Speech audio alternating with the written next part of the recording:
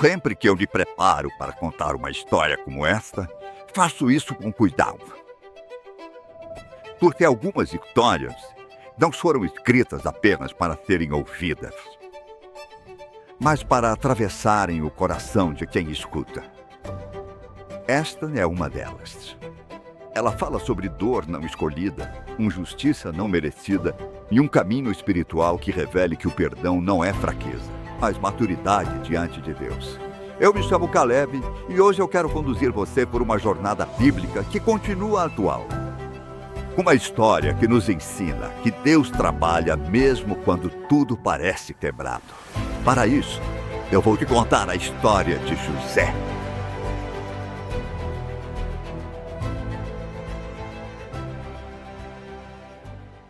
José cresceu em um lar numeroso, cercado por irmãos e por uma vida simples. Seu pai, Jacó, o amava profundamente. Não por desprezar os outros filhos, mas porque José carregava consigo marcas de uma história cheia de lutas, perdas e promessas. Jacó era um homem experiente, marcado por anos de espera e aprendizado, e percebia que havia algo diferente naquele filho. Quando os sonhos começaram a surgir na vida de José, Jacó não reagiu com ciúmes nem com reprovação. Ele observava em silêncio e guardava no coração aquilo que ainda não compreendia totalmente.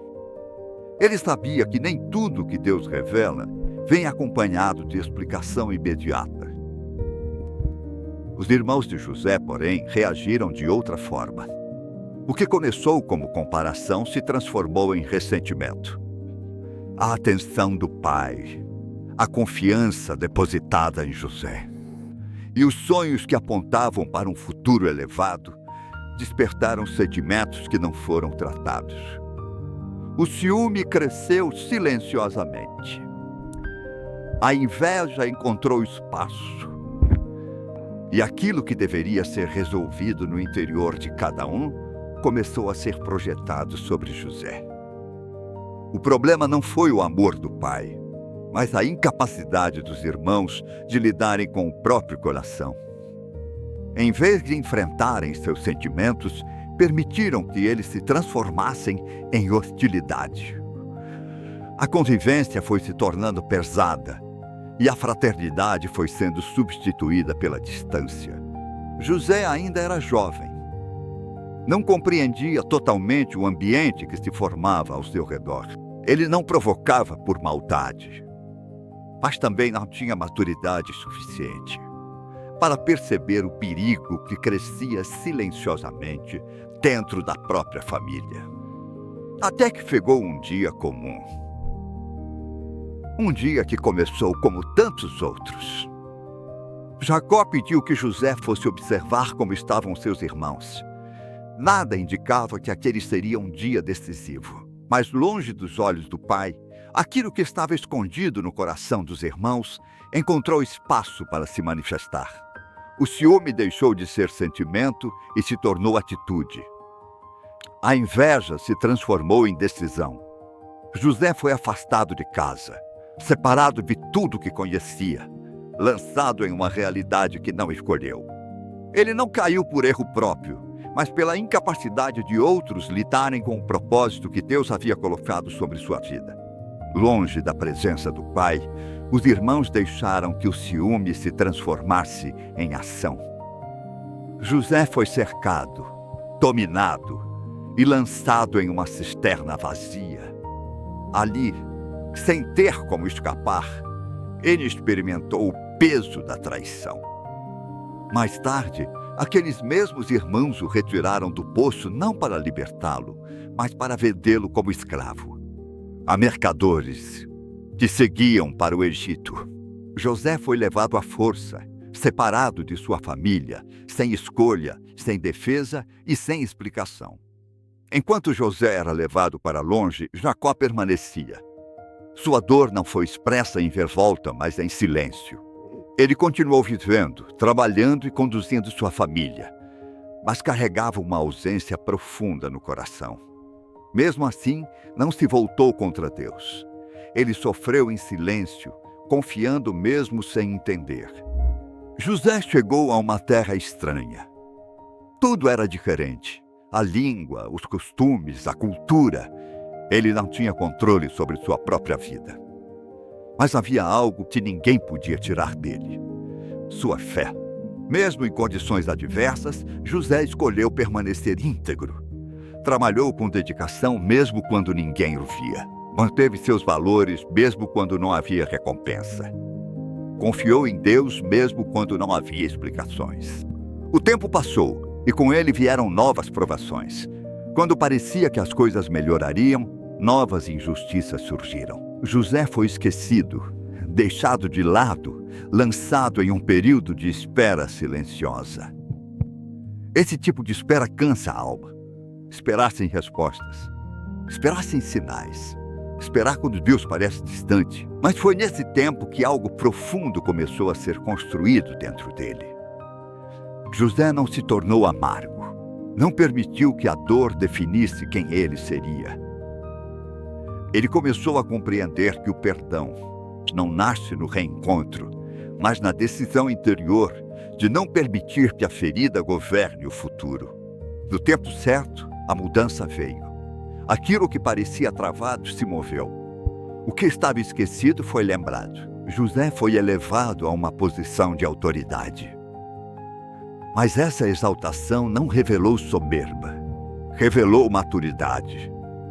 Ele governava com sabedoria, não com ressentimento. Enquanto José exercia sua função com excelência, uma grande escassez se espalhou por muitas terras. Famílias inteiras foram afetadas. Entre elas, a família de Jacó. Agora envelhecido, ele enfrentava não apenas a dor do passado, mas a ameaça da fome. Os irmãos de José precisaram sair em busca de sustento. Eles não sabiam que cada passo os aproximava de um passado não resolvido. Quando chegaram diante da autoridade que governava a terra, não reconheceram José. O tempo havia mudado sua aparência, sua postura e sua posição. Mas José os reconheceu. Aquele foi o momento mais delicado de sua jornada. Ali estavam os rostos da dor antiga, agora vulneráveis e dependentes. A oportunidade de vingança estava diante dele. Mas José já não era governado pelo passado. Ele observou com atenção. Percebeu mudanças. Notou sinais de responsabilidade, arrependimento e cuidado com o pai. Aqueles homens não eram mais os mesmos. Deus havia trabalhado neles também. Foi então que José compreendeu algo essencial.